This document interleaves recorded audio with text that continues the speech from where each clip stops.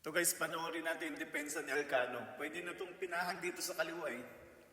Pero dahil veterano to guys, tingnan yung gagawin niya. Nilagay talaga sa siguradong manager. Ayun oh. Grabe naman yung veterans move talaga. Ganun pala yun para ano.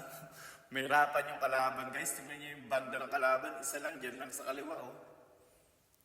O yan guys, may matututunan tayo dyan Alcano. Ganun palang placing nun. Yung pag halimbawa nagkaroon kayo na-encounter nyo yung ganong lagay ng bola.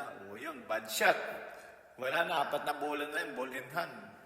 Yan ang kagandahan pag magaling ka ma-blessing. Pwede kang manalo ng easy. Mahirapan pati kalaban, mararatil. Ayan. Kaya na itong ubusin guys. Ewan ko lang kung kaya. Pag ganito yung tirador ko guys, itataya ko na dito. Yung lola't lolo ko nang dumami. Joke lang guys. Okay, ayan o. Ito pa guys, tingnan nyo yung pectus dito. Hindi na yan paikutin. Kukontrayan na yung pectus kanan. Ayan o. Oh, grabe, ganun lang pala yun. Hindi mo na kailangan paikot-ikutin yung pamato. Kasi nahilo yung pamato. Pwede pang miscrouch niya. Sa Alcano, lang, basic lang maglaro. Inisihan lang, ganun lang pala yun. Oh, yun, tulak-tulak na lang guys. So, last ball.